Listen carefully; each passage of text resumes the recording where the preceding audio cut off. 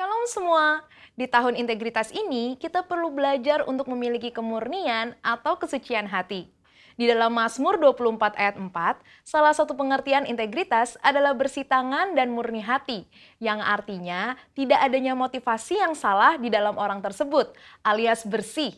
Dan jika kita ingin belajar tentang kemurnian atau kesucian hati, kita harus belajar dari ahlinya, yaitu Tuhan Yesus, the man of integrity. Ada ungkapan yang mengatakan, jika kita ingin belajar, belajarlah dari ahlinya. Artinya, kita harus totalitas dalam belajar dan belajar dari mereka yang tidak hanya menguasai teori, tetapi juga telah mempraktekkan dan menghidupi yang diajarkannya. Sehingga dapat dikatakan bahwa Yesus adalah guru agung dan teladan kita dalam hal kesucian hati. Mari kita belajar bersama beberapa teladan dari kehidupan Yesus mengenai kesucian hati. Yang pertama, Yesus tidak memiliki motivasi yang salah. Di dalam Matius 4 ayat 1-11, Yesus membuktikan dirinya bukan melalui kehebatan pelayanan, tetapi dari ketaatan, firman, dan perintah Tuhan saja.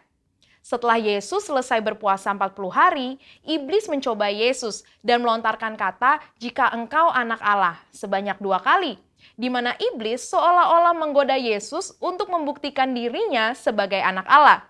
Tetapi Yesus tidak berusaha membuktikan dirinya dengan mengikuti kehendak iblis, melainkan dengan menunjukkan ketaatannya kepada perintah Allah di dalam firman Tuhan. Mengikuti teladan Tuhan Yesus dalam hal kesucian hati, artinya kita tidak memiliki motivasi untuk membuktikan diri melalui kehebatan pelayanan kita, atau bahkan berusaha lebih menonjol dibandingkan Tuhan Yesus sendiri. Marilah kita menunjukkannya melalui ketaatan kita akan perintah dan kehendak Tuhan. Selain itu, di dalam Matius 9 ayat 35-36, dengan sangat jelas terlihat bahwa motivasi Tuhan Yesus dalam pelayanan adalah belas kasihan akan jiwa-jiwa yang lelah dan terlantar, seperti domba tanpa gembala. Jadi, apa motivasi pelayanan kita? Ingin terkenal, kekayaan, penghargaan, atau pengakuan dari orang lain? Mari kita cek motivasi pelayanan kita dengan kembali pada teladan Tuhan Yesus. Kita juga dapat belajar dalam Matius 10 ayat 7-8, di mana Yesus memperingatkan bahwa kamu telah memperolehnya dengan cuma-cuma.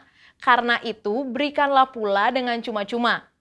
Murid-murid Yesus diperingatkan untuk tidak mencari keuntungan dari kuasa yang mereka miliki untuk mengadakan berbagai mujizat. Semuanya harus dilakukan cuma-cuma untuk menunjukkan sifat Injil Kerajaan, yaitu anugerah yang diberikan secara cuma-cuma. Kita tahu bahwa perbuatan baik Kristus untuk kita adalah cuma-cuma, sehingga seharusnya kita juga berbuat baik kepada orang lain dengan cuma-cuma. Selanjutnya, teladan Yesus yang kedua dalam hal kesucian hati adalah fakta bahwa Yesus tidak mencari pujian bagi diri sendiri.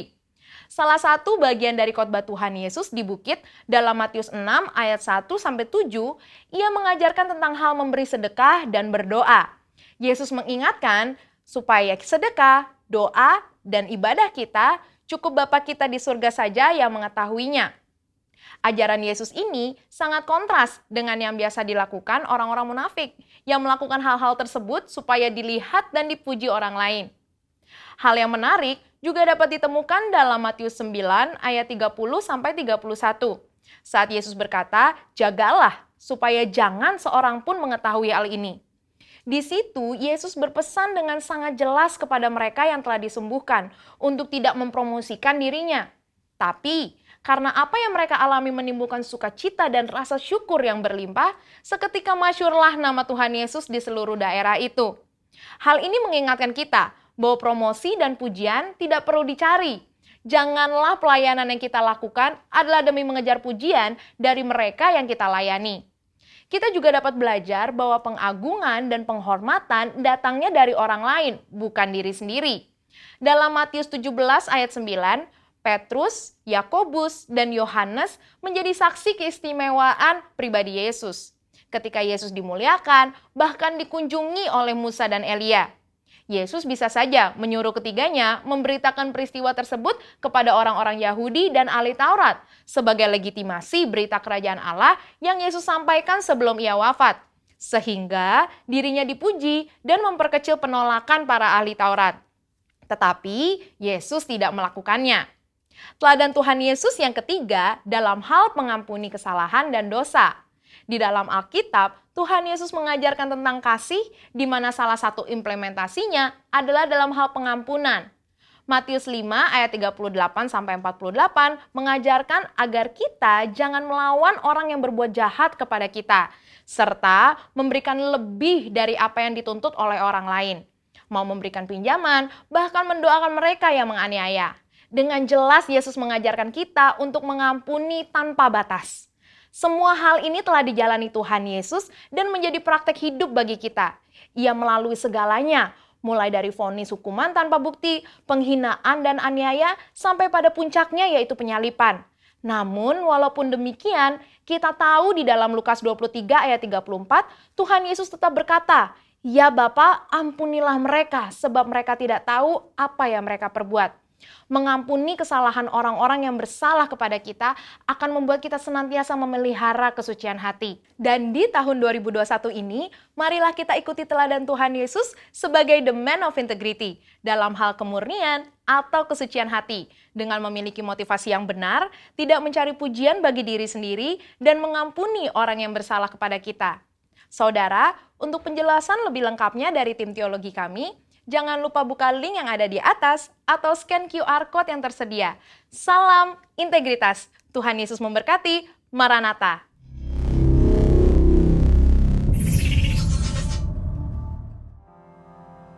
Bapa Allah yang ajaib, Yesus Kristus. Kami sangat bersyukur kepadamu Tuhan. Buat kasih setiamu, anugerahmu bagi kami. Buat nafas kehidupan yang Tuhan masih beri bagi kami. Allah mulia, saat ini kami datang, kami rindu masuk dalam pelataran-Mu Tuhan Yesus. Menyembah Engkau, meninggikan nama-Mu. Biarlah urapan yang baru tercurah bagi setiap kami. Biarlah tingkat-tingkat langit terbuka, memberkati setiap umat-Mu. Kami percaya Tuhan, segala pergumulan hidup kami itu seizin Tuhan. Dan kami percaya segala sesuatunya itu akan mendatangkan kebaikan dalam kehidupan kami. Dan saat ini Tuhan, kami rindu mau menyembah Engkau Yesus Kristus. Mengagungkan nama-Mu Allah yang ajaib. Diberkatilah Engkau Tuhan Yesus Kristus. Dan ibadah ini Tuhan, kami mau dedikasikan di hadirat-Mu, di hadapan-Mu Tuhan. Bertatalah, berkuasalah, dan kami rindu urapan yang baru tercurah bagi kami. Di dalam nama Yesus Kristus, ibadah ini kami akan buka. Haleluya. Amin. Beri tepuk tangan bagi Yesus Kristus.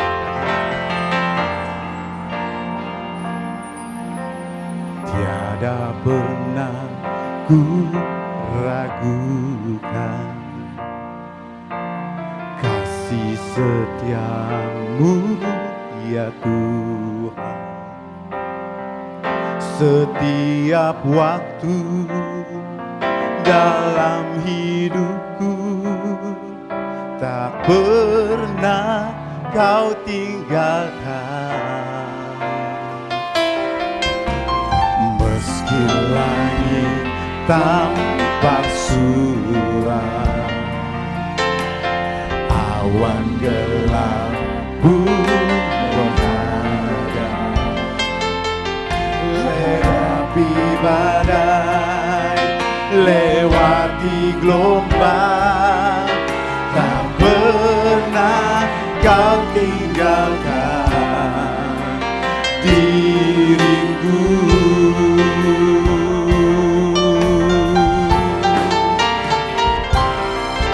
Walau 1000 rebah di sisiku, Kau tetaplah Allah penolongku. Walau 10.000 rebah di kananku, takkan ku goyah, sebab Yesus sertaku. Silakan duduk dalam hadirat Yesus Kristus. Tiada pernah ku ragukan kasih setiamu ya Tuhan. Setiap waktu dalam hidupku tak pernah kau tinggalkan. Meski langit tanpa surut, awan gelap pun menghadap, hadapi badai, lewati gelombang, tak pernah kau tinggalkan diriku.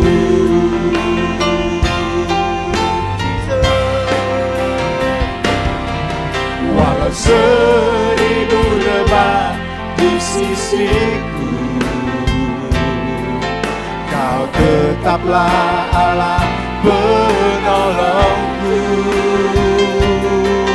Walau 10.000 rebah di kananku, takkan ku goyah, sebab Yesus sertaku. Walau 1000 rebah di sisiku, kau tetaplah penolongku. Walau 10.000 rebah di kananku, takkan ku goyah, sebab Yesus sertaku. Walau 1000 rebah di sisiku, kau tetaplah Allah penolongku. Walau 10.000 rebah di kananku, takkan ku goyah, sebab Yesus sertaku. Jesus, tiada pernah Jesus ku kasih-Mu, kasih setiamu ya Bapa. Setiap waktu dalam hidupku, tak pernah kau tinggalkan. Meski langit nampak surut, meski langit tanpa surut, awan gelap pun menghadap, hadapi badai, lewati gelombang, tak pernah kau tinggalkan diriku.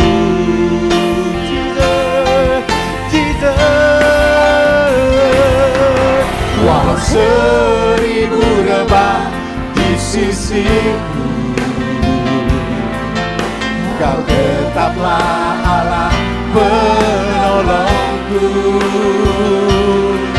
Walau 10.000 rebah di kananku, takkan ku goyah, sebab Yesus sertaku.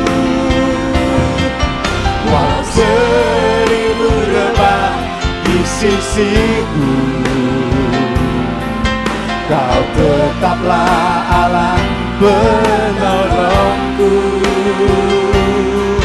Walau 10.000 rebah di kananku, takkan ku goyah, sebab Yesus. Mari kita angkat tangan kita di hadapan Tuhan dan kita katakan, walau Jesus, walau 1000 rebah di sisi kami Tuhan, Engkau Allah yang setia bersama kami. Bahkan 10.000 rebah, 10.000 rebah di Kami tak akan goyah. sebab Yesus God, walau seribu rebah, seribu rebah di sisiku. kami sangat percaya punya Allah yang setia, Allah yang perkasa mendampingi kami. Walau 10.000 rebah di kananku, takkan ku goyah, sebab Yesus sertaku. Walau 1000 rebah di sisi, amin. Kami percaya Engkau Allah beserta kami. Oh God, walau 10.000 rebah di kananku, takkan ku goyah, sebab Yesus sertaku. Walau 1000 rebah di sisiku, Kau tetaplah Allah penolongku. Walau 10.000 rebah di kananku, takkan ku goyah, sebab Yesus sertaku. Takkan ku goyah, takkan ku goyah, sebab Yesus sertaku. Takkan ku goyah, sebab Yesus sertaku. Jesus, Kau serta kami, Allah yang ajaib, Bapa mulia. Yesus, hanya Kau yang kami andalkan di dalam hidup kami. Allah yang ajaib, Bapa mulia. Kami muliakan nama-Mu, hanya Kau Tuhan. Diberkatilah Kau Yesus, Allahku dahsyat. Kami datang di pelataran-Mu, menyembah Kau, Yesus. Biar urapan yang baru Tuhan curahkan bagi setiap hati yang membuka. Yesus, Yesus, segala pujian hanya bagi-Mu. Jono Devas, Yesus Jamo, Allah yang ajaib, Bapa yang setia. Kami rindu Yesus, harapan yang baru. Shalaboya rabaya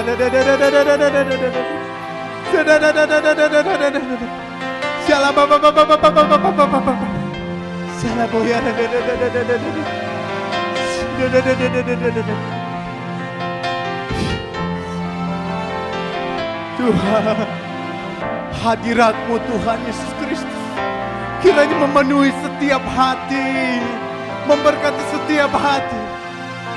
Dan biarlah Tuhan Yesus Kristus, pujian penyembahan kami menyenangkan hati-Mu. Dupa yang harum di hadapan-Mu Yesus, dimuliakan Engkau, diberkati Engkau.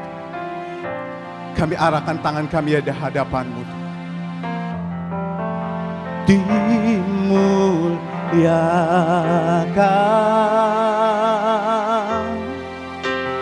ditinggikan, Yesus Tuhan.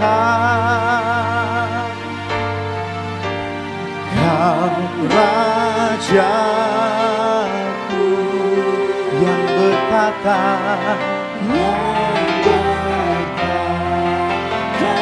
yang berkuasa yang berkuasa.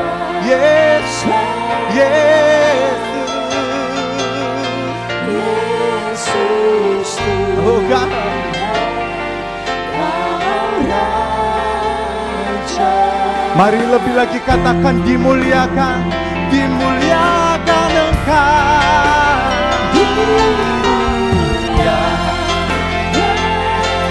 Ditinggikan,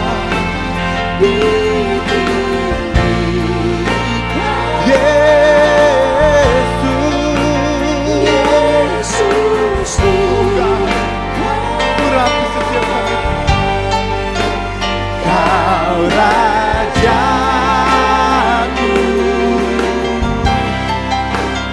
yang bertata, yang berkuasa.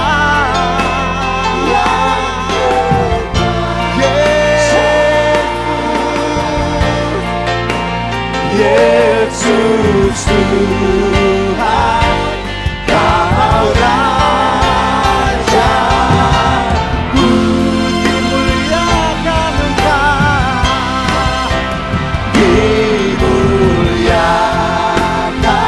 ditinggikan, ditinggikan.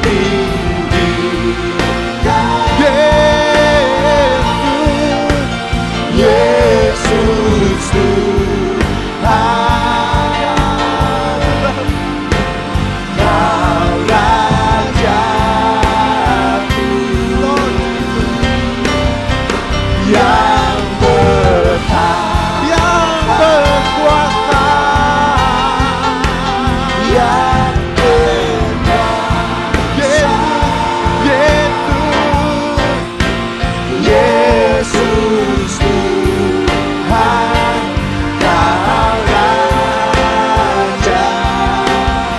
Kita bangkit berdiri di dalam hadirat Yesus Kristus. Dimuliakan, dimuliakan, ditinggikan.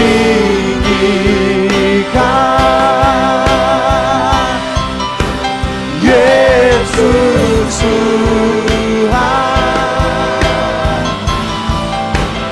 Kau Raja.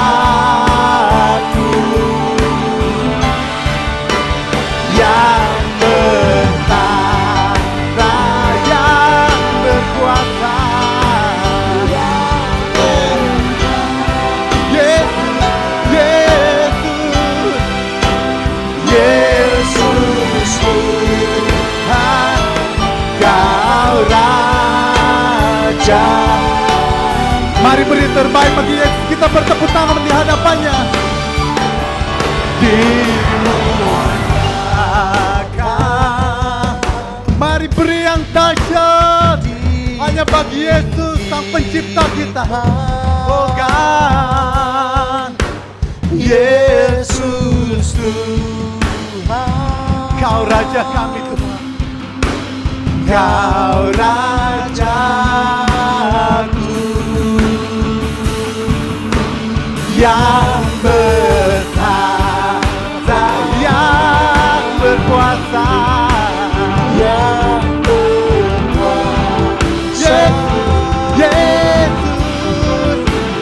Yesus Tuhan, Kau Rajaku.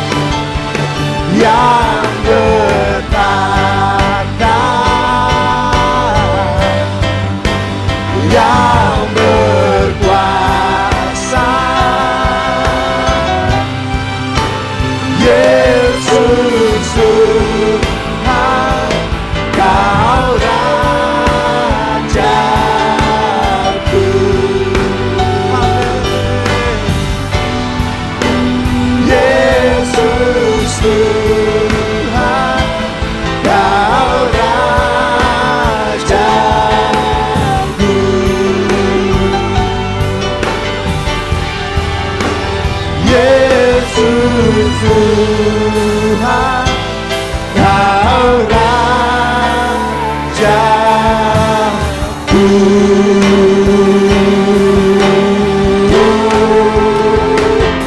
Amin. Haleluya. Yesus, Engkau Raja kami yang kami sembah, kami kagumi dari tempat ini. Di dalam nama Yesus Kristus, kami percaya pemulihan sudah terjadi, kemenangan sudah terjadi, Amin. kesembuhan sudah terjadi di dalam nama Yesus Kristus. Bagi kita yang merasakan berkat yang dahsyat, beri tepuk tangan bagi Yesus Kristus. Haleluya. Haleluya. Boleh pandang kiri kanan, sudah penuh dengan sukacita enggak? Salaman sama dengan tatapan mata. Ketika kita menatap teman kita dengan tatapan yang luar biasa, pasti berkat itu akan tercurah. Amin. Amin. Saat ini Tuhan akan memberikan nyanyian baru bagi setiap kita. Dan nyanyian baru identik dengan berkat yang melimpah tercurah bagi setiap kita. Amin. Mari menari bagi Yesus Kristus. Haleluya. Ah, Jesus.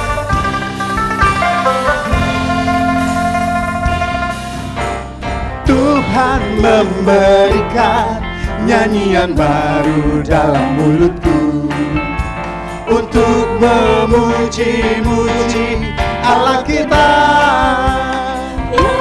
Amin. Banyak orang akan melihatnya dan menjadi takut, lalu percaya kepada Tuhan. Lebih lagi katakan, Tuhan memberikan nyanyian baru dalam mulutku untuk memuji-muji Allah kita. Banyak orang akan melihatnya dan menjadi takut, lalu percaya kepada Tuhan. Yesus cinta saya, Yesus cinta saya, Yesus cinta kamu, Yesus cinta semuanya, firman-Nya digenapi. Yesus cinta saya, Yesus cinta saya, Yesus cinta saya, Yesus cinta kamu, Yesus cinta kamu, Yesus cinta semuanya, firman-Nya digenapi. Mari dengan penuh sukacita kita katakan,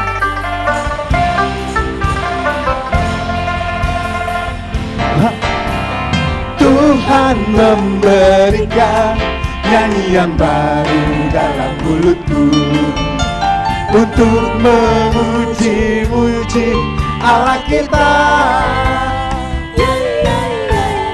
Banyak orang akan melihatnya dan menjadi takut, lalu percaya kepada Tuhan. To Yesus I walk, to Yesus I walk, to Yesus I live, to Yesus I come， 三界尽到主我，主耶稣爱我，主耶稣爱你，主耶稣爱他，圣经尽到主我。Tuhan memberikan nyanyian dalam mulutku untuk memuji-muji Allah kita. Banyak orang akan melihatnya dan menjadi takut, lalu percaya kepada Tuhan. Ju Yesus I, Ju Yesus I walk, Ju Yesus I live, Ju Yesus I come， 圣经知道主我，主 Yesus ai wo, Ju Yesus ai đi, Ju Yesus ai ta, sinh thiên đi giáo Chúa, Ju Yesus ai ta, sinh thiên đi giáo Chúa, Ju Yesus ai ta, sinh thiên đi giáo Chúa. Haleluya. Beri tepuk tangan bagi Yesus Kristus yang memberkati kita. Puji Sang Meju, Haleluya. Sang Meju, Haleluya. Haleluya. Come on. Whoa. Sang Meju, Haleluya. Sang Meju, Haleluya. Haleluya. Jemaat saja katakan Sang Meju. Sang Meju, Haleluya. Sang Meju, Haleluya. Haleluya. Sang Meju, Haleluya. Sang Meju, Haleluya. Haleluya.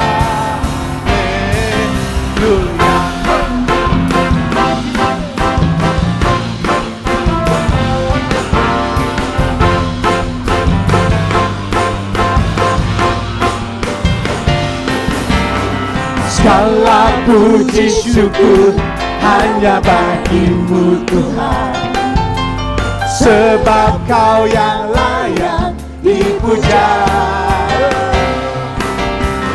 Kami mau bersorak tinggikan nama-Mu. Soraklah, soraklah, haleluya. Soraklah, haleluya. Haleluya.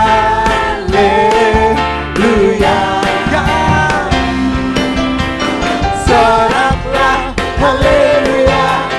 Soraklah, haleluya. Haleluya. Saudara terkasih, saya percaya lewat sukacita tarian kita, pasti kita sangat diberkati, amin. Yang sakit disembuhkan, apapun pergumulan kita, pasti Tuhan akan jawab, amin. Mari kita buat gerak, saudara terkasih. Mari sama-sama ke sebelah kiri, kita katakan soraklah, haleluya. Soraklah, haleluya. Haleluya. God. Come on.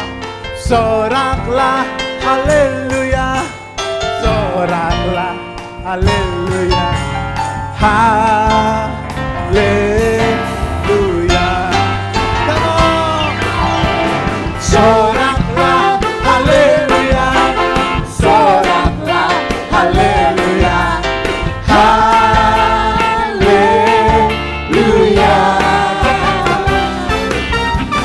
Soraklah, haleluya. Soraklah, haleluya.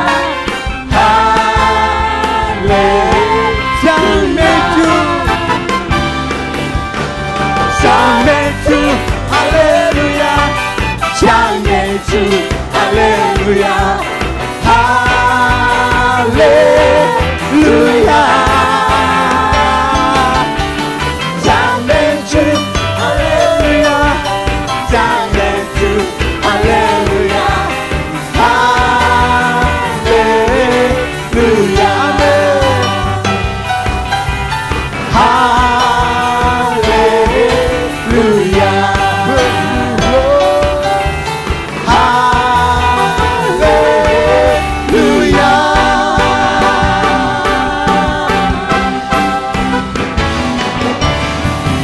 Haleluya.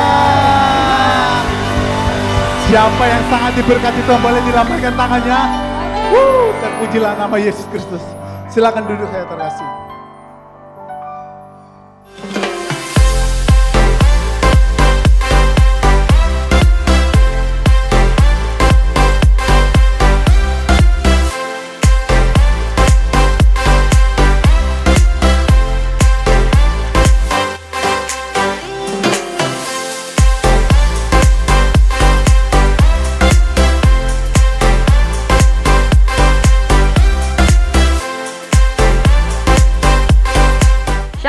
jemaat GBI My Home yang diberkati Tuhan, bersama saya Lindu Madalena Situmeang akan membacakan warta sepekan dalam minggu ini.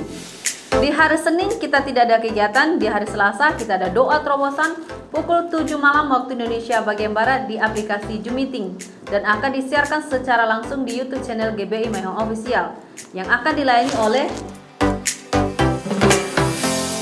Di hari Rabu dan Kamis kita ada KUL di wilayah masing-masing. Dan di hari Jumatnya kita ada Departemen Musik pukul 7 malam waktu Indonesia bagian Barat di GBI My Home Rawasari lantai 1. Mari Bapak Ibu Saudara yang memiliki talenta dan rindu melayani, mari bergabung bersama kami. Di hari Sabtu kita ada doa puasa pukul 10 pagi waktu Indonesia bagian Barat di YouTube channel GBI My Home Official. Ibadah Next Gen pukul 4 sore di GBI My Home Rawasari lantai 1. Dan ibadah Dewasa Muda pukul 7 malam waktu Indonesia bagian Barat di GBI My Home Rawasari lantai 2. Pada hari Minggu ibadah onsite dan live streaming kita ada 2 kali, pukul 8 pagi dan pukul 11 siang. Dan ibadah online kita pukul 5 sore. Dan ibadah sekolah minggu masih tetap diadakan secara online pukul 9.15 waktu Indonesia bagian Barat di YouTube channel GBI My Home Official. Dan untuk pengumuman tambahannya adalah berikut link dan tata cara mendaftar untuk mengikuti ibadah onsite di GBI My Home Rawasari. 1. Klik link berikut ini. 2. Isi semua pertanyaan yang ada dengan lengkap dan benar. Mengikuti ibadah onsite pada pukul, nama lengkap, umur, apakah Anda sudah bergabung dalam KUL? Jika sudah, sebutkan nama KUL Anda. Bagi yang belum memiliki KUL, isi dengan jemaat umum saja. Nomor handphone yang dapat dihubungi, kemudian klik submit. Klinik Pratama Rumah Sehat Betel mengadakan promo pembersihan karang gigi hanya Rp150.000, tambal gigi Rp150.000 untuk jadwal praktek pada hari Selasa pukul 18.30 sampai dengan 20 waktu Indonesia bagian Barat, pada hari Kamis pukul 18.30 sampai 20 waktu Indonesia bagian Barat, pada hari Sabtu pukul 15.30 sampai dengan selesai. Untuk informasi pendaftaran dapat menghubungi 0813 1877 9975 di Jalan Rawasari, Komplek PSMTI nomor 2223, Kelurahan Kampung Bulang, Kecamatan Tanjung Pinang Tibur, Kota Tanjung Pinang. demikian warta sepekan dalam minggu ini. Selamat hari Minggu, saya pamit undur diri, Tuhan Yesus memberkati. Engkau melawat ibadah ini ya Bapa. Engkau penuhi hati jemaat-Mu dengan nyanyian baru, dengan ucapan syukur kepadamu Tuhan. Terima kasih. Engkau yang dipuji dan disembah, bagimulah segala hormat, kemuliaan, kejayaan, keagungan. Allah yang bertahta di atas puji-pujian dan penyembahan umat-Mu. Terima kasih Bapa buat ibadah yang kedua ini Bapa, baik secara onsite maupun offline. Dimanapun ibadah ini boleh didengar, boleh dipersaksikan, biarlah kuasa-Mu yang melawat setiap jiwa yang boleh mendengar dan menyaksikan ibadah ini Bapa. Kami percaya Tuhan Yesus, kuasa-Mu terlebih besar dari segala yang ada. Engkau yang melawat setiap jemaat Tuhan yang hadir pada siang hari ini Tuhan. Engkau melawat setiap pribadi lepas pribadi. Engkau melawat setiap keluarga lepas keluarga Tuhan. Kami berdoa Bapa, biarlah perlindungan-Mu sempurna bagi setiap jemaat-Mu ya Aba ya Bapa. Engkau yang melindungi mereka Tuhan. Engkau yang memberi mereka keberhasilan dan keberuntungan. Kesehatan terus Tuhan anugerahkan bagi setiap, sehingga Tuhan mereka boleh aman dalam perlindungan-Mu ya Bapa. Terima kasih Bapa, terima kasih. Sungguh kami bersyukur punya Allah seperti Engkau Tuhan. Untuk bangsa kami Indonesia, Bapa di surga, kami bawa bangsa kami ke dalam tangan-Mu ya Aba ya Bapa. Kami berdoa Tuhan untuk setiap pemerintahan yang ada, Presiden kami Jokowi dan wakilnya Pak Maruf, beserta seluruh aparat pemerintahan yang ada dari pusat sampai Tuhan Yesus, berikan roh yang takut akan Tuhan bagi mereka. Berikan mereka Tuhan, kejujuran Tuhan. Bapa, sertai mereka dalam memerintah negeri ini Tuhan, supaya membawa negeri ini lebih makmur lagi ya Bapa. Tuhan Yesus, lindungi mereka Tuhan. Para pemimpin bangsa kami ini, Tuhan-Mu selalu ya Aba ya Bapa. Tuhan memberkati, Tuhan melindungi bangsa ini. Pulau-pulau yang ada, suku-suku yang ada, Tuhan lawat Bapa. Pentakosta ketiga Tuhan terus berkobar bagi bangsa Indonesia ini Tuhan. Sehingga bangsa ini dimurnikan untuk kemuliaan nama Tuhan. Memberkati setiap aparat keamanan yang ada Tuhan. Memberkati setiap aparat pemerintahan yang ada Tuhan Yesus.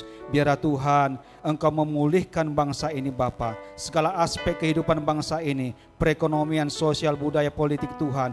Bapa Engkau yang menjagai bangsa ini Tuhan. Terima kasih Bapa, kami serahkan Indonesia ke dalam tangan Tuhan. Kami percaya pemulihan bagi bangsa ini Tuhan, perlindungan bagi bangsa ini Tuhan Kau lakukan Bapa. Terima kasih Tuhan Yesus, terima kasih. Kami juga berdoa untuk Tuhan, kota kami Tanjung Pinang. Terima kasih untuk setiap wali kota kami Tuhan, aparat pemerintahan yang ada Tuhan. Engkau memberkati, berikan roh yang takut akan Tuhan bagi wali kota kami ini Tuhan, untuk memerintah kota kami Tanjung Pinang Bapa, membawa kota kami ini ke arah kemakmuran Tuhan. Memberkati setiap aspek kehidupan kota ini Bapa. Kami percaya Tuhan Yesus, Engkau Tuhan yang memulihkan perekonomian kota ini. Engkau yang menjagai kota ini Tuhan. Kami berdoa untuk setiap suku-suku yang ada Bapa. Engkau yang melawat Tuhan, sehingga dari kota ini naik puji-pujian penyembahan bagi kemuliaan nama-Mu ya Tuhan Yesus. Terima kasih Bapa, terima kasih. Kami juga berdoa untuk setiap pemimpin rohani kami Tuhan. Kami berdoa untuk hamba-Mu Pak Niko Noco Raharjo di Jakarta Tuhan beserta keempat wakilnya. Kami berdoa untuk hamba-Mu Pak Johan Handoyo di Singapura beserta tim yang ada. Bahkan kami berdoa Tuhan untuk hamba-Mu Pak Irwan Wijaya dan Pak Anen Tuhan. Bapa di surga, kami berdoa memohon perlindungan-Mu bagi hamba-hamba-Mu ini Bapa. Penyertaan-Mu, kuasa daripada Tuhan terus menyertai hamba-hamba-Mu ini Tuhan. Kemanapun mereka melangkah, Tuhan sertai, lindungi Tuhan Yesus. Tanda-tanda ajaib kuasa ilahi menyertai Tuhan setiap pelayanan mereka Tuhan. Jadikan mereka menjadi alat-Mu Tuhan untuk menuai jiwa-jiwa, sehingga setiap mereka Tuhan memijak tanah Bapa itu semua dimenangkan untuk hormat kemuliaan nama Tuhan. Terima kasih Bapa, terima kasih Tuhan. Dan bila sebentar kami hendak mendengar firman-Mu Bapa, kami percaya Tuhan, karena kami berdoa untuk hamba-Mu Pak Anen Krisubagio yang akan menyampaikan kebenaran firman-Mu Tuhan.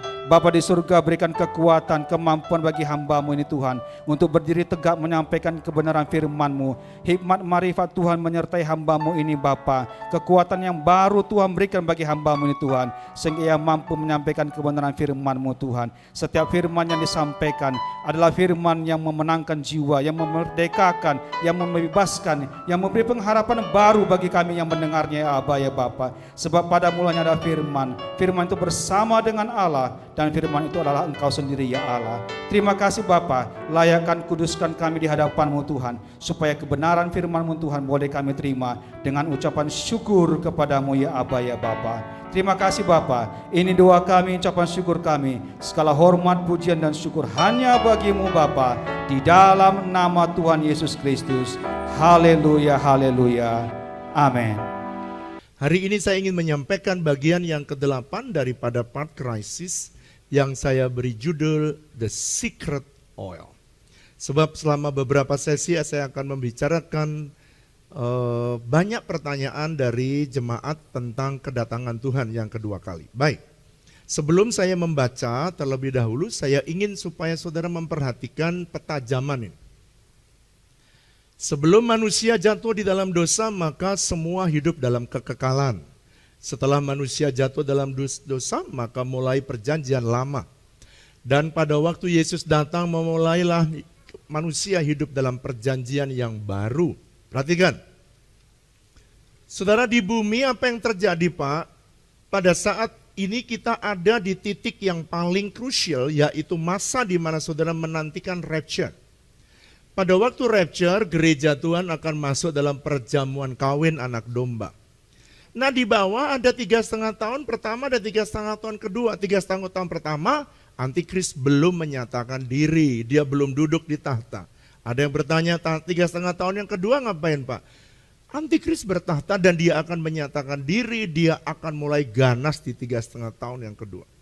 Saudara perhatikan, saya tidak mau Anda berdebat. Ada orang yang percaya di sini. Ada orang yang percaya di sini, tetap dia ada di sini, dia tetap percaya, dia tetap ada di dalam tengah-tengah antikris, ya silakan saja. Tetapi buat saudara dan saya yang percaya kepada firman Tuhan, kita akan masuk dalam pesta kawin anak domba. Dan kemudian kita akan turun bersama-sama dengan Yesus menurut Yudas pasal 1 ayat 14 sampai 16, maka kita akan memerintah bersama dengan Tuhan Yesus selama 1000 tahun. Wow. Dan kapan Pak terakhirnya? Nanti saudara, bumi akan dihancurkan pada waktu setelah pengadilan yang terakhir. PT itu adalah penghakiman terakhir. Dan setelah itu manusia dihukum, dan kemudian saudara yang percaya kepada Yesus akan memerintah pada fase yang ketiga. Nah, sekarang, jadi kalau begitu betapa pentingnya saya mempersiapkan saudara supaya saudara tidak mengalami kesusahan di masa-masa antikris. Nah saudara, di dalam kemarin kita membaca di dalam 2 Tesalonika pasal pertama ayat 8 dan 10, kita belajar ada 3 macam reaksi waktu Yesus datang. Waktu yang pertama adalah reaksi orang-orang yang akhirnya dihukum menurut 2 Tesalonika pasal pertama ayat 8 sampai 10. Tapi ada reaksi yang kedua yaitu orang yang kagum karena dia nggak siap, Yesus datang beneran toh gitu. Nah ini kemungkinan adalah orang-orang yang akan, kalau saudara membaca dalam Wahyu pasal 6, dia akan ada di dalam pemerintahan antikris dan dia nanti akan mengalami kesusahan besar dan akhirnya dia memilih untuk menggunakan nama binatang 66 atau sebaliknya dia tidak. Nah saudara, saya berdoa supaya saudara tidak usah mengalami kesusahan. Kita rela menderita, kita siap menderita. Apapun yang Tuhan inginkan untuk kita lakukan penderitaan, kita siap. Tetapi di masa ini, saudara persiapkan diri kita untuk bisa masuk golongan yang ketiga, yaitu manusia yang mempersiapkan diri dan saudara akan diangkat oleh Tuhan bersama-sama dengan Tuhan Yesus. Turun dari sorga di awan-awan yang permai. Yang setuju dengan saya katakan, nah hari ini saya ingin menyampaikan ada rahasia minyak di dalam Matius pasal 25. Mari, minyak yang sangat syarat dengan rahasia.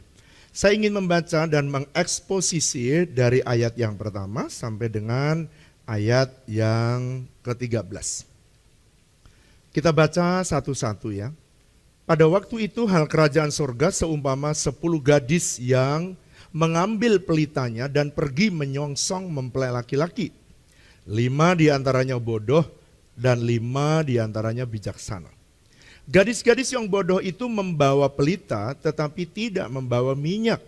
Sedangkan gadis-gadis yang bijaksana itu dia membawa pelitanya dan juga minyak dalam buli-buli mereka. Tetapi karena mempelai itu lama tidak datang juga, garis bawahi sebab saya akan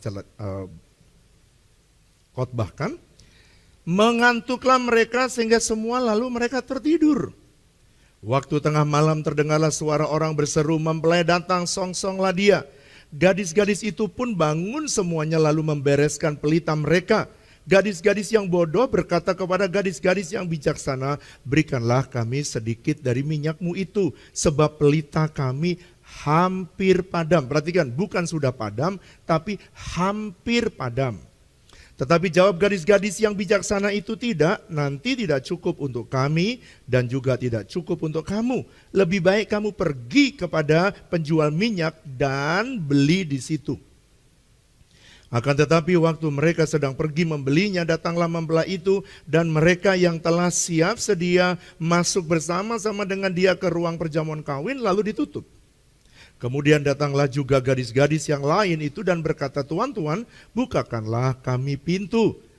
Ayat 12 dan 13 Anda baca bersama-sama dengan saya di rumahmu masing-masing. 1, 2, 3.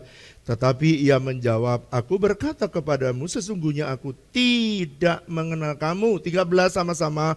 Karena itu berjaga-jagalah sebab kamu tidak tahu akan hari maupun akan saatnya. Saudara perhatikan ya, kenapa saya beri saudara judul hari ini The Secret Oil. Di dalam Matius pasal 25 ayat yang pertama, hal kerajaan surga, kerajaan surga. Saudara Matius 24 sampai Matius pasal 25, kalau saudara pengen belajar tentang akhir zaman, ini adalah porsi yang terbesar karena Yesus sendiri yang menyampaikan, baru saudara baca kitab-kitab yang lain, Wahyu, Daniel, dan seterusnya. Matius pasal 25 ayat pertama dikatakan hal kerajaan sorga itu seumpama 10 gadis yang menyongsong mempelai laki-laki. Saudara perhatikan ya, perhatikan, lihat saya ke depan. Ya, sambil nulis tapi saudara perhatikan ke depan. Kalau Anda membaca Matius pasal 24 dan pasal 25, maka saudara melihat bahwa ketika murid-murid itu mendengar pengajaran ini, Yesus mengungkapkan ada 2 orang di ladang sedang memutar batu kilangan. 1 diangkat, 1 ditinggal. Berapa persen saudara? 50%. Suami dan istri lagi tidur, lalu kemudian salah satu diangkat dan 1 ditinggal. Berapa persen saudara? 50%. 10 gadis bijak, 10 gadis, 5 gadis bijaksana dan 5 gadis yang bodoh. 5 diangkat masuk dalam pengangkatan, yang 5 ditinggal, yang bodoh. Berarti dengan kata lain berapa persen? 50%. Yesus mengungkapkan ini supaya saudara berjaga-jaga.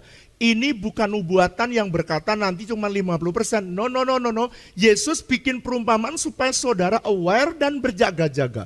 Saya berdoa supaya saudara berjaga-jaga di dalam persiapan menjelang kedatangan Tuhan yang kedua kali. Jadi saudara, saya pengen supaya saudara mempunyai persepsi yang benar.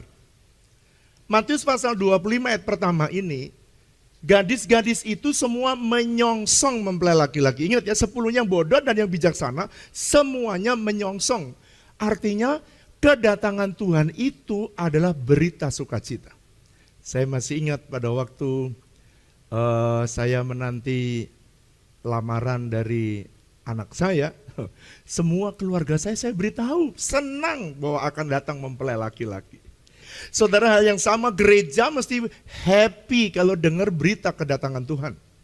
Oleh karena itu, mereka mempersiapkan pelita. Nah, saudara, perhatikan. Hari ini saya mau memfokuskan secara khusus persiapan-persiapan saudara. Gadis bijaksana, dia membawa pelita dan dia membawa minyak. Tetapi gadis yang bodoh, dia membawa pelita tetapi tidak membawa minyak. Tapi dua-duanya, saudara jangan berkata ini gadis yang bodoh itu dia tidak ke gereja. Kalau dia tidak ke gereja maka dia golongan 1. Saudara masih ingat ya? Kalau dia tidak ke gereja, dia tidak menyongsong kedatangan Tuhan. Jadi dia ini kira-kira kalau saudara dalam 2 Tesalonika pasal 1 ayat yang ke-8 dan sampai 10, kira-kira yang menyongsong kedatangan Tuhan yang 2 ini, golongan yang pertama yang kagum, Yesus datang beneran toh, gitu kira-kira. Yang kedua, orang yang mempermuliakan Tuhan karena dia ready. Dua-duanya mempersiapkan diri, jadi ini dua-duanya dia datang ke gereja. Saudara sama seperti saudara yang datang ke kebaktian. Tetapi yang bodoh lampunya hampir padam, bukan padam. Saudara, jadi di dalam kenapa saya beri stressing hampir padam? Kenapa saya beli tulisan hampir padam? Sebab, perhatikan yang ini. Sebab mereka pelitanya masih menyala tapi hampir padam. Kenapa sih Pak? Masalahnya kenapa sama-sama menantikan Tuhan, kenapa yang 5 akhirnya dia tidak bisa ikut dalam pengangkatan? Ini alasannya. Alasannya yang jadi persoalan Alkitab ini, Matius menulis pengajaran dari Yesus, dia tulis begini. Alasannya karena mempelai lama tidak datang gitu. Jadi masalahnya makanya banyak orang yang selalu mempersiapkan kedatangan Tuhan yang mengira-ngira kapan datangnya, tanggalnya dan tahunnya. Seringkali mereka itu persiapan dan pada waktu mau datang. Dan pada waktu dia sudah tidak datang seperti apa yang dia rancangkan, maka mereka tidak lagi mempersiapkan diri. Ini persoalan yang menurut saya banyak orang yang akhirnya miss karena mempelai tidak datang. Lama tidak datang. Seandainya saja cepat, maka semua akan masuk. Kalau seandainya saudara Yesus datangnya cepat, maka tidak ada perikop ini. Karena semua mempersiapkan diri. Nah, sekarang perhatikan ini. Jadi mempelai lama tidak datang, itu sebenarnya adalah ujian bagi gereja. Jadi saudara dan saya akan terima ujian, makanya jangan nerka-nerka Yesus datang kapan. Tandanya dia beri, tapi jangan diterka-terka. Dan banyak orang yang akhirnya miss dan salah. Ujian, perhatikan ya. Pak, kenapa minyak di dalam perikop ini begitu penting? Sebab minyak itu adalah cadangan agar pelita kita bisa tetap menyala. Sebab nanti di dalam perikop ini, menyalanya pelita itu menjadi parameter dari seseorang dinaikkan atau diangkat dalam rapture atau tidak. Sehingga saudara, Yesus berkata dengan jelas, waktu mempelai datang, lalu kemudian sesuai dengan waktu penentuan Bapa, barulah mereka mempersiapkan diri. Jadi pelita yang menyala adalah parameter, salah satu yang diajarkan oleh Yesus adalah parameter untuk seseorang akan masuk di dalam rapture atau tidak. Doa saya sih, Yesus berkata 50%, oke. Tetapi kalau saya sebagai gembala, saya berdoa kalau bisa 100%. Ada amin kah? Walaupun Yesus memberikan peringatan 50%, gadis bijaksana juga 50% cuman yang diangkat. Tapi saya sebagai gembala, saya berdoa saudara yang mendengarkan kebenaran ini, saudara termasuk orang yang semuanya diangkat. 100%. Karena apa? Karena kalau sudah diberi kisi-kisi, mau ujian, udah tahu bahwa udah ada kisi-kisinya, udah dikasih tahu, guru atau kepala sekolah berharap ujiannya semua lulus.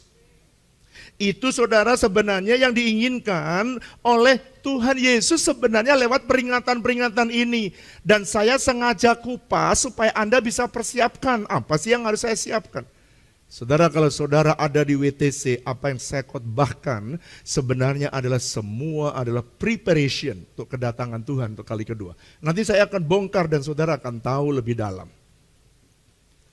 Nah saudara, di Matius pasal 28 ayat yang ke-8.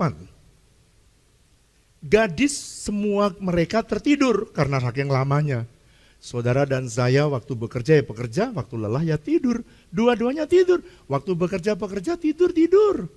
Layaknya orang. Tetapi perhatikan, pada waktu ada suara berkata, mempelai datang. Belum datang tuh, sudah dekat nih. Mempelai datang, song-songlah dia. Itu masa krusial, berarti itu sudah dekat. Di dalam Matius pasal 25 ayat 8, gadis-gadis bodoh itu pelitanya di saat Yesus datang, terang mereka sudah pudar atau ditulis hampir mati. Kenapa ini menjadi persoalan? Karena perhatikan ya. Bukan padam loh, ini pasti orang Kristen ini, pasti Kristen.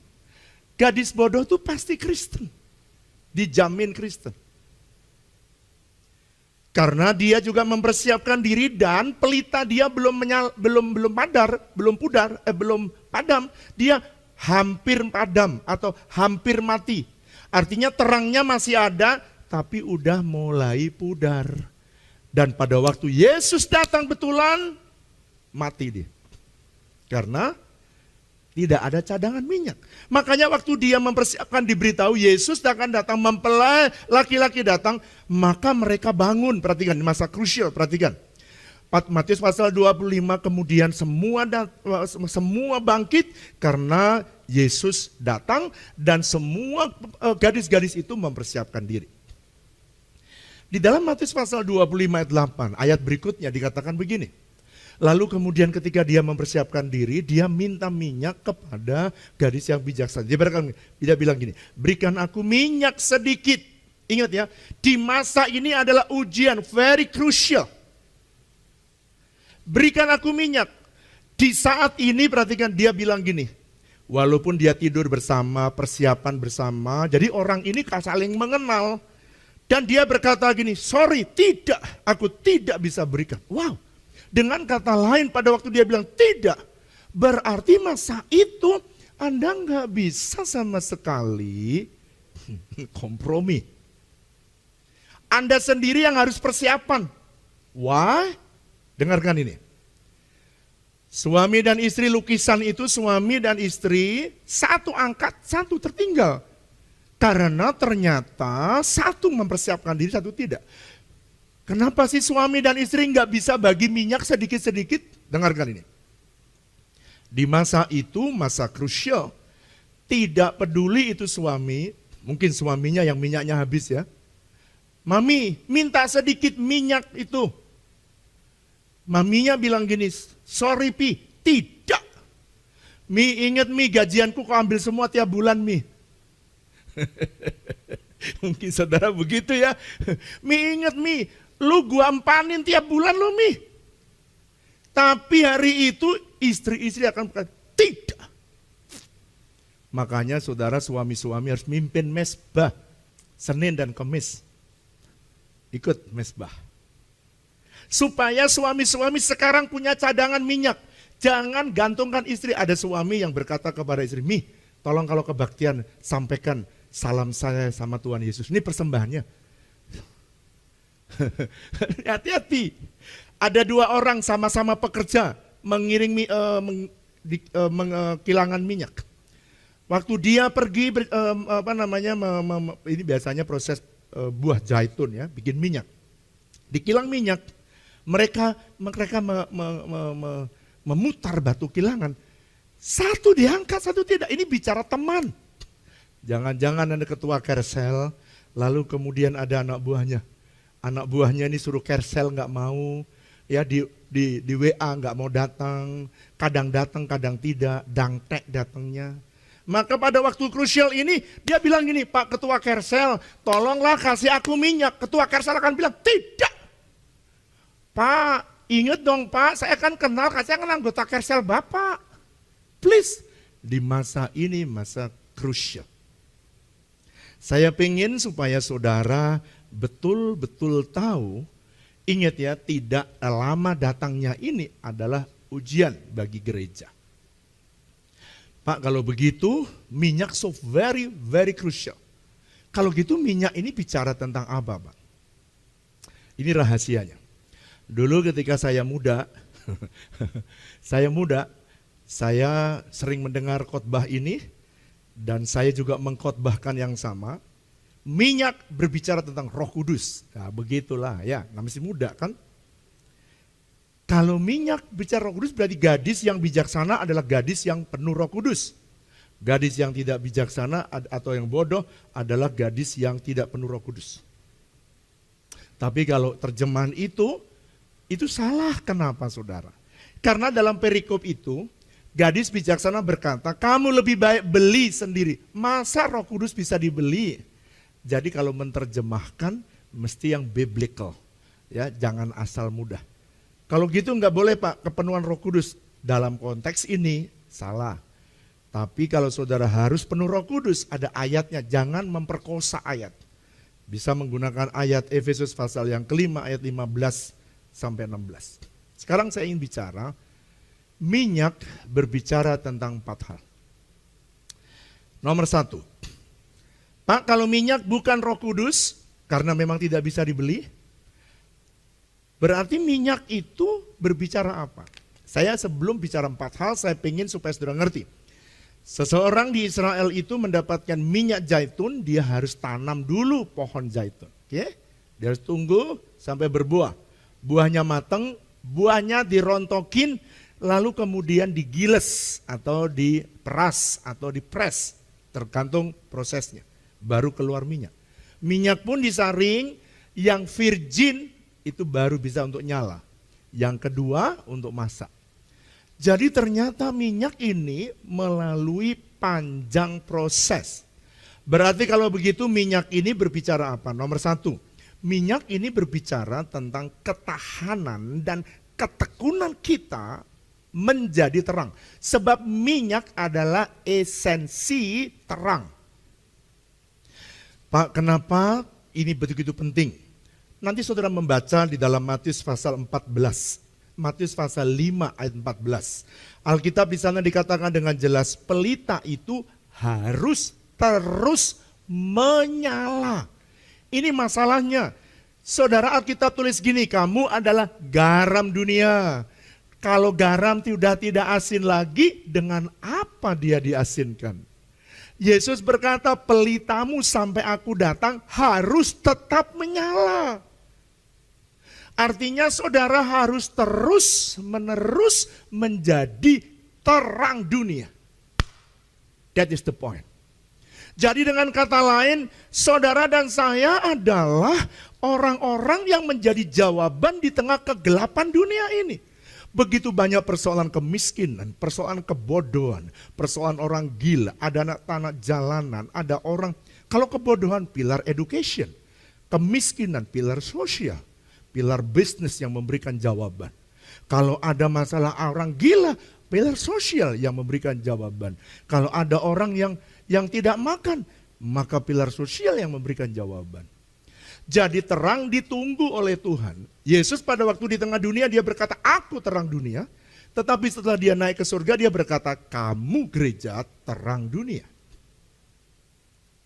Jadi dengan kata lain, Tuhan ingin supaya Anda selalu memberi solusi di masyarakat yang gelap, di dalam kegelapan.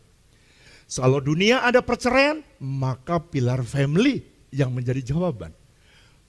Suami dan istri berkelahi, pilar family menjadi terang bagi persoalan keluarga. Saudara, saya mau setelkan satu video yang berbicara bagaimana di tengah kegelapan ada seorang yang namanya Pak Immanuel. Anda bisa lihat video ini, bagaimana dia membersihkan orang gila di kota dan menolong orang-orang yang stres dari keluarga-keluarga yang tidak mampu untuk menghandle. Anda bisa lihat video ini. Jumlah orang dengan gangguan kejiwaan di Indonesia meningkat dan menjadi problema kota yang butuh mendapat perhatian serius. Gereja Tuhan pun terpanggil bukan hanya untuk peduli, melainkan mengentaskannya. Saya terpanggil untuk menolong teman-teman ini karena saya tadinya orang susah yang sudah ditolong Tuhan sedemikian lama, sehingga saya putuskan untuk hanya ingin mau menyenangkan hati Tuhan, ingin melakukan sesuatu untuk Tuhan. Beranjak dari keterbebanan ini, Bapak Immanuel Talan yang mendapat support penuh dari GBI WTC, mendirikan rumah rehabilitasi Sahabat Kasih Cisauk untuk menangani problema sosial ini. Setelah kita bawa mereka sampai rumah, kita harus perlakukan mereka lebih baik dari saat mereka di jalanan. Jadi harus ada bedanya. Ketika mereka di jalanan compang-camping, setelah di rumah mereka harus lebih bersih dan lebih manusia, dan bahkan mereka itu seperti saudara kita sendiri. Sebagai bentuk dukungan, GBI WTC menyediakan lahan seluas 2.000 meter untuk membangun rumah rehabilitasi yang lebih layak. Pertama-tama saya mengucapkan terima kasih kepada jemaat WTC, baik pusat maupun cabang yang mendukung kami, Sahabat Kasih, memiliki tempat ini. Yang beberapa bulan lalu kami ada di sini dan sangat luar biasa. Tadinya yang tempat kami, Bapak Ibu tahu, setelah tempat ini jadi dan mereka di dalam, kegembiraannya itu lain. Mereka senang tidur di dalam tanpa baju. Jadi karena adem, nyaman dan bersih. Ya, bagi saya ini peningkatan yang luar biasa, yang signifikan diberikan oleh gereja dan jemaat WTC, dan saya sangat mengapresiasi itu. Tuhan memberkati Bapak Ibu semua. Fasilitas yang tersedia antara lain ruang serbaguna, ruang kesehatan dan dokter, ruang inap, arena olahraga dan perkebunan. Firman Tuhan mengingatkan, jika kita melakukan ini untuk orang yang paling hina, sejatinya kita telah melakukannya untuk Tuhan. Teruslah peduli, teruslah berbagi. Tuhan Yesus memberkati.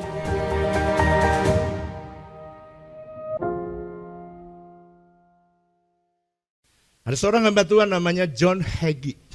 Dia berkata begini, "We are indeed the light of the world.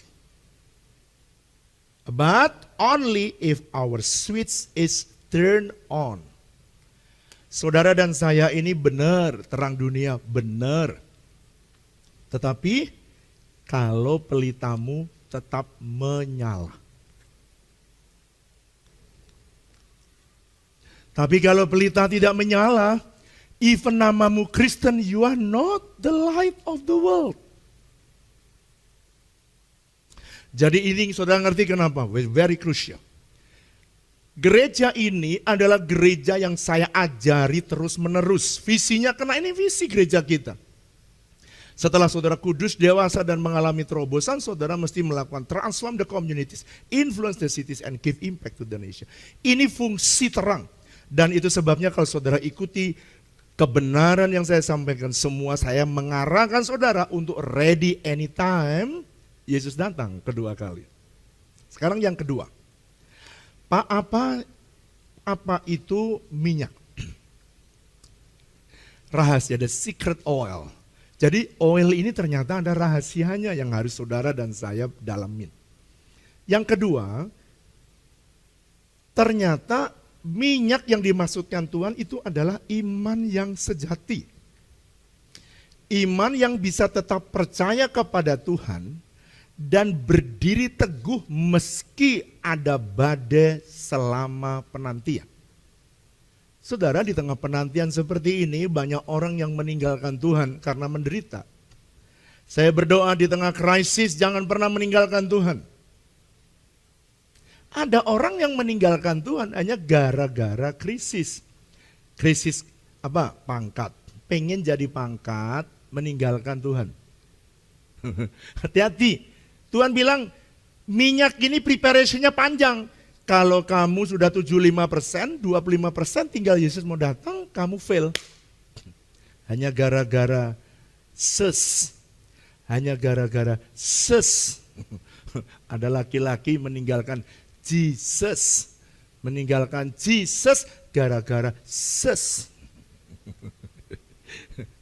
Jadi anak-anak muda, jadilah tekun menantikan Tuhan. Jangan pernah menyimpang dari kebenaran. Please, berani teguh walaupun menderita. Makanya lagu yang tadi saya nyanyikan, ku mau cinta Yesus selamanya, bukan setahun, bukan 2 tahun.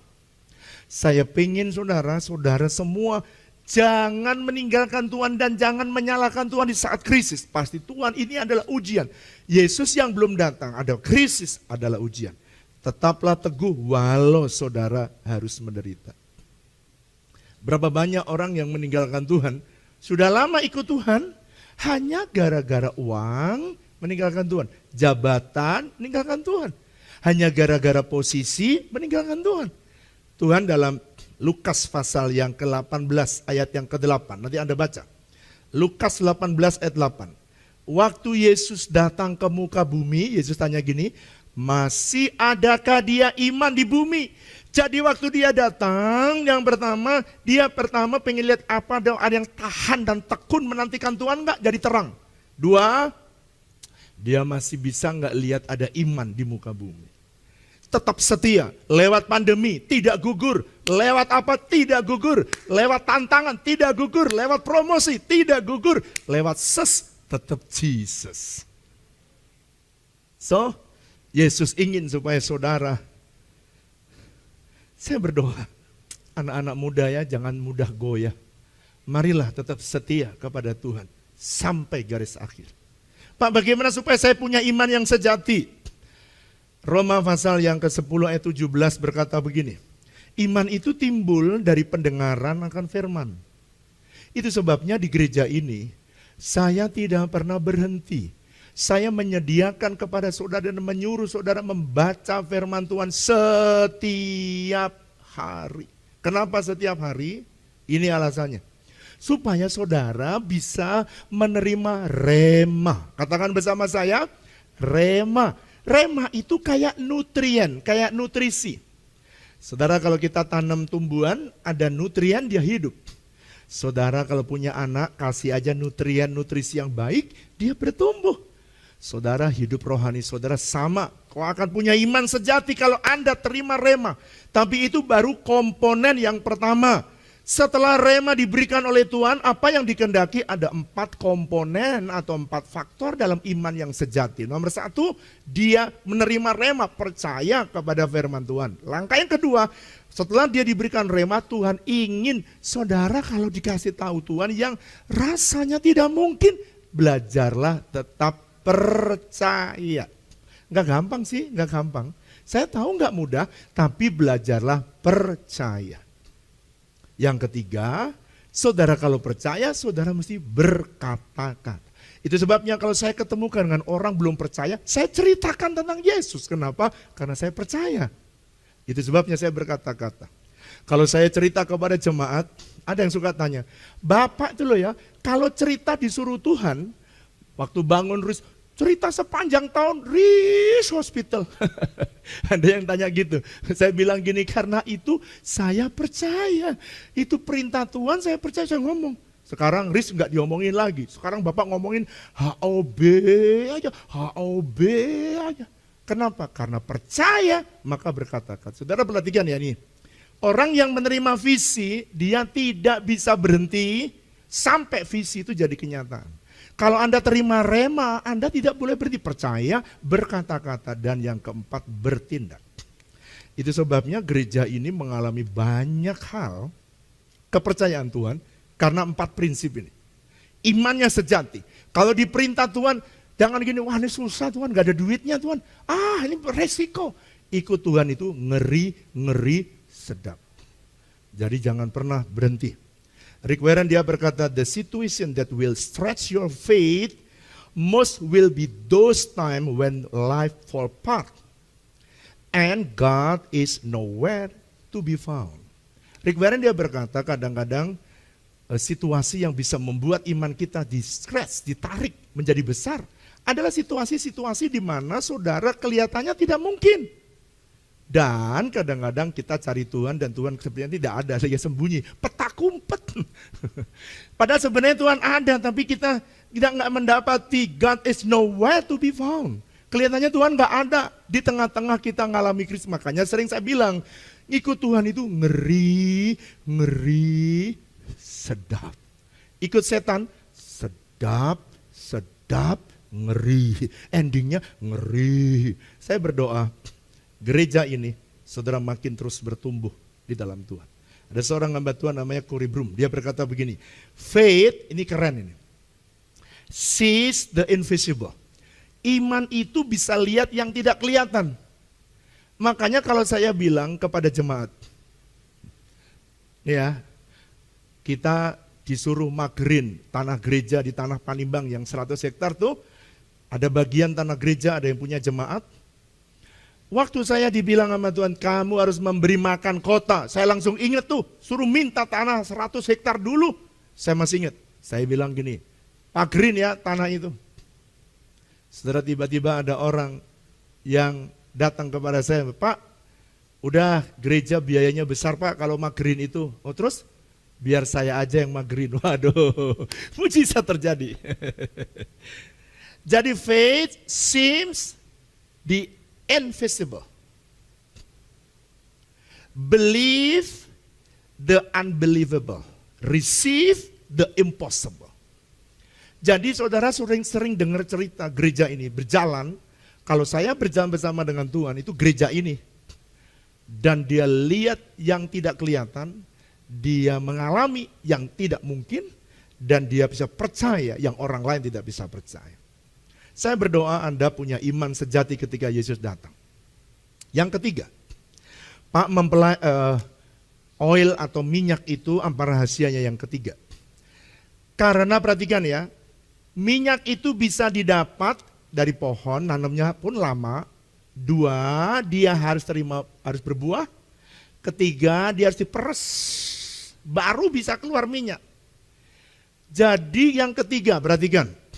Kalau begitu minyak itu punya rahasia. Apa? Karakter. Mempelai. Kenapa Esther kok bisa dapat karakternya bagus, wangi. luar dalam. Yesus pengen punya mempelai yang karakternya baik. Saudara aja cari jodoh aja cari yang karakternya baik, apalagi Yesus. Jadi bagaimana caranya supaya saya bisa memastikan saya memiliki karakter yang baik? Kalau saudara mau memiliki karakter yang baik, saudara mesti memastikan mundur. Ada rela diproses. Oke? Baru bisa minyak keluar. Mundur lagi, Anda harus pastikan ada berbuah. Kalau Anda berbuah, udah dekat, tenang. Yesus mau datang anytime, no problem at all. Selama Anda punya buah, Anda simpen, anytime Anda peres, keluar minyak. Tapi kalau Anda nggak punya buah, Anda perlu waktu banyak. Itu sebabnya gadis bodoh, dia ketinggalan. Mungkin baru nanem bijinya, baru tumbuh, Yesus datang. Pintu tertutup. Dan kemudian dia minta, tolong dong Tuhan Yesus, aku sudah tanam tapi kemarin lama tumbuhnya, baru dapat minyak sekarang. Yesus bilang, sorry ya, aku gak kenal kamu. Karakter tidak bisa terbentuk setahun 2 tahun. Saudara harus lewat yang namanya proses. Dan Tuhan tuh lihat, kalau saudara bisa percaya kepada Tuhan, waktu proses datang dan Anda tetap setia, karakter kamu indah di hadapan Tuhan. Jadi kalau begitu Pak, apa yang bisa memastikan saya punya minyak? Anda punya buah. Selama Anda punya buah, minyak bisa Anda peroleh dengan cepat. Kalau begitu Pak, perlukah saya menyiapkan? Oh ya, Anda harus menyiapkan buah.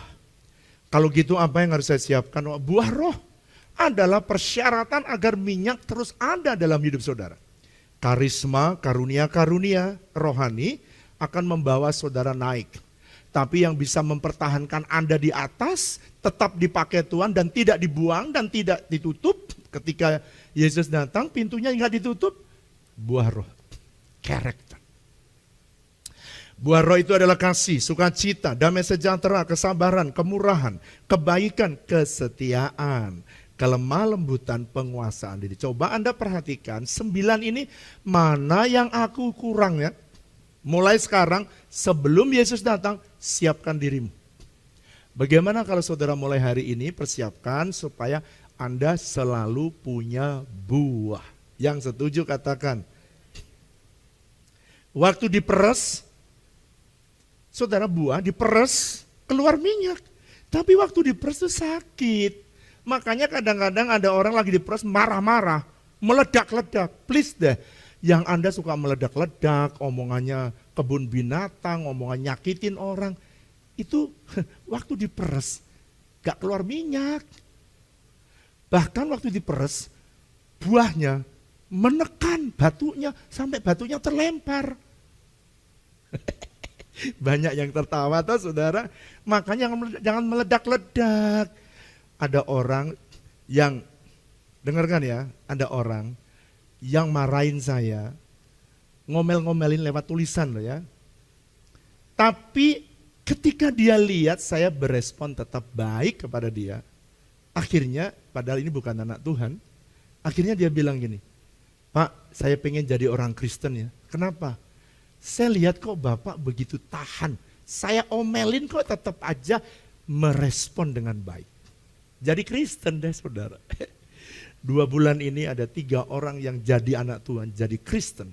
Jadi mengikut Yesus hanya gara-gara dia lihat karakter yang ada di dalam hidup saya.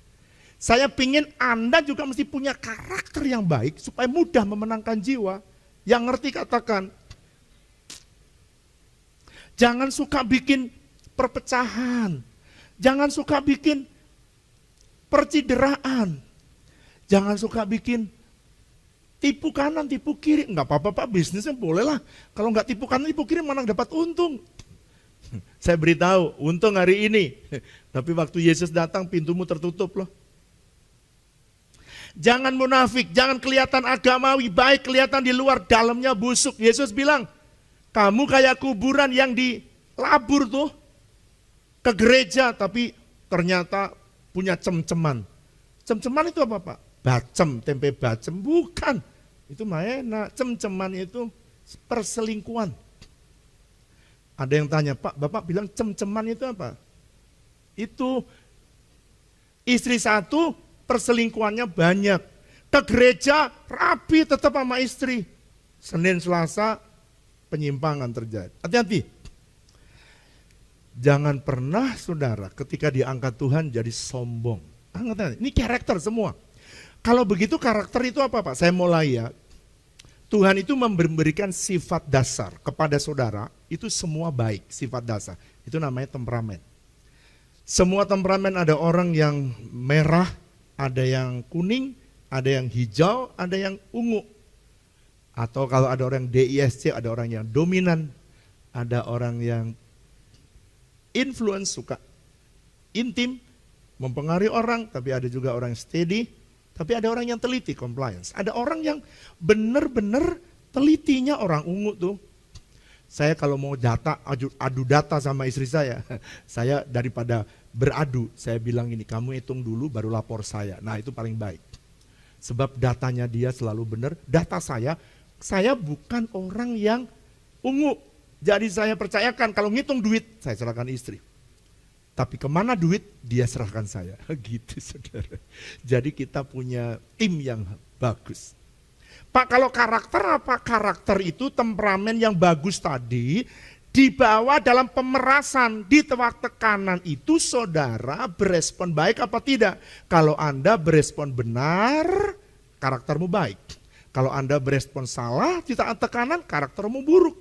Jadi karakter adalah keadaan ketika seseorang mengalami tekanan. Jadi orang itu, ada orang datang kepada saya, konseling nih ya. Kenapa kok kamu berzina? Kepepet Pak. Berzina kok kepepet? Ada orang nipu, kok kamu nipu? Iya Pak, saya kepepet. Ya, pepet. Justru di saat tekanan itu, justru disitulah ujian datang buat saudara. Ada orang yang mencuri, ngambil barang orang lain. Dia tanya, kenapa kok kamu bisa, ngapain harus ngambil waktu untuk konseling dan kamu kepepet Pak. Waduh. Saudara jangan pernah keluar karena kepepet. McDowell dia berkata begini, godly character is not defined in good time. Perhatikan. Ya, karakter ilahi, karakter mempelai Kristus tidak didapat pada waktu kondisi baik, but in tough time your response reflect your character. Jadi respon saudara akan menyatakan siapa sebenarnya saudara. Sekarang yang keempat. Yang keempat, Pak, minyak itu bicara apa? Minyak itu berbicara kesaksian yang berdampak pada komunitas di sekitar saudara. Dampak pelayanan saudara tidak bisa dibangun dalam sekejap. Ingat ya, minyak ini selalu harus ada proses. Dampak hidup saudara di dalam komunitas dengan orang lain, dengan gereja, dengan tempat Anda bisnis, tempat kerja saudara, lingkungan di mana saudara berada, tidak bisa dibangun dalam sekejap. So that's why nama baik tidak bisa dibangun dalam setahun, 2 tahun. Cannot, gak bisa. Oleh karena itu Anda harus mulai memikirkan hidupmu untuk menjadi influence, menjadi dampak yang baik bagi orang lain. Dan di masa yang pendek Anda tidak bisa menyalakan, mendapatkan minyak, mendapatkan kesaksian yang berdampak dari orang di sekitar saudara. Nggak bisa. Itu sebabnya gereja kita mulai dengan memberikan baksos kecil, buat klinik, sabar, klinik aja 6 tahun, sehingga orang mengenal keadaan kita. Dan setelah itu kita ngoperasiin banyak orang, setelah itu baru kita punya risk hospital. Jadi step by step, take time. Dan kita mesti tulus, murni, jangan ada udang di balik rempeyek. Nolongin orang, jangan ada udang di balik rempeyek. Nolong, ya nolong sehingga orang lain bisa ngerti sungguh-sungguh bahwa kita memiliki kesaksian yang baik bagi setiap orang.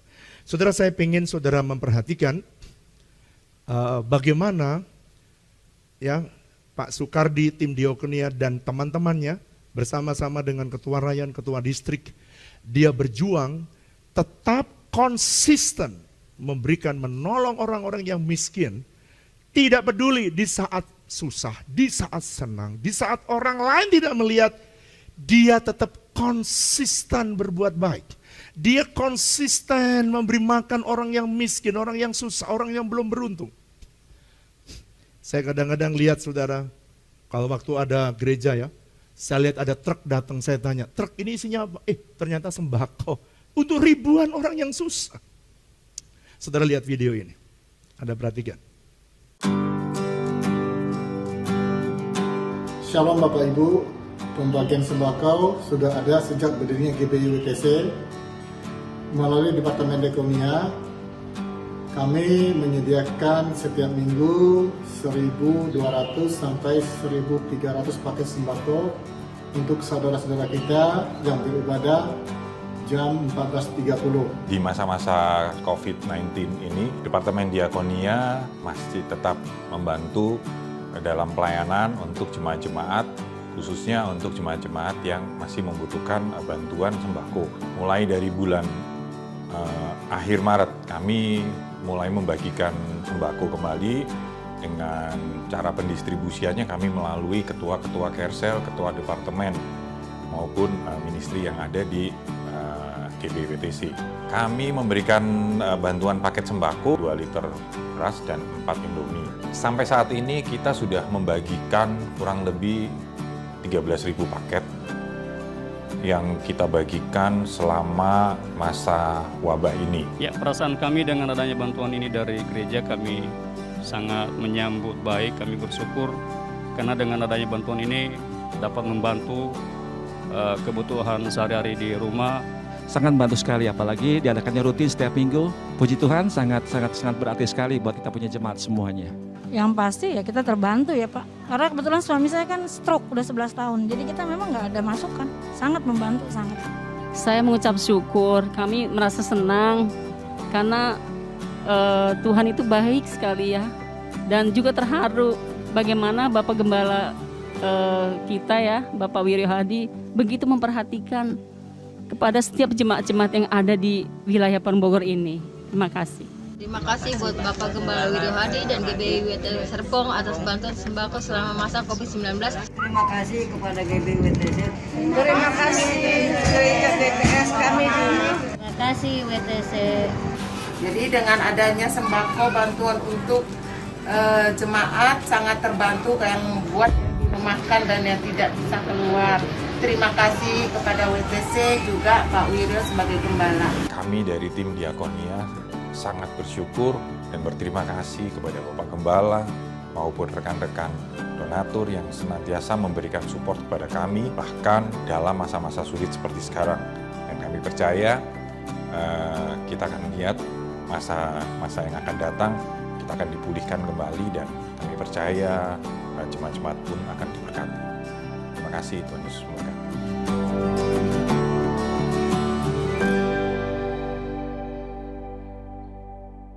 Jadi saudara, setelah pesta kawin anak domba ditutup, nanti ya, waktu ditutup, Anda akan lihat. Setelah pesta kawin anak domba ditutup, barulah datang gadis-gadis bodoh, karena dia nggak punya minyak, dia harus cari buah. Dia nggak punya buah, dia harus cari pohon zaitun. Untuk dia dapat pohon zaitun, dia harus nanam dan dia harus tunggu. Waktu dia tunggu, Yesus sudah tutup. Blek. Waktu dia dapat minyaknya, udah tertutup. Dan Yesus berkata, sorry ya, aku tidak mengenal engkau. Karena kamu mau baik, karena aku sudah datang, kamu baru mau bersahabat baik. Saya menganjurkan saudara, saya mengarahkan saudara, dan saya berkhotbah ini supaya saudara punya minyak yang berlimpah-limpah. Mungkin saudara bertanya gini, kenapa sih GBI WTC ini kok memikirkan persoalan begitu banyak yang ada di kota ini? Orang gila diurusin, orang miskin diurusin, orang goblok, orang bodoh diurusin, cariin sekolah. Orang yang tidak beruntung dicariin pekerjaan, dan seterusnya. Why? Karena memang itulah yang Tuhan mau, hidup saudara harus punya dampak positif bagi orang lain. Menyediakan minyak hanya waktu Yesus datang akan membuat saudara tersipu-sipu dan terlambat sehingga pintu sudah ditutup. Bapak Ibu dikasih Tuhan, mari angkat kedua tanganmu sesuai dengan amanat agung dari Tuhan Yesus Kristus. Karena itu pergilah, jadikanlah keluarga besarmu, orang-orang yang kau kasih, sahabat-sahabatmu dan rekan-rekan kerjamu menjadi murid Tuhan Yesus. Bapak Ibu Saudara sekalian, terimalah kuasa dari Allah Bapa yang Maha Kuasa, kuasa kebangkitan dari Tuhan Yesus Kristus, pertolongan penghiburan dari Roh Kudus, mulai dari pagi hari ini sampai selama-lamanya. Kita yang percaya sama-sama katakan amin.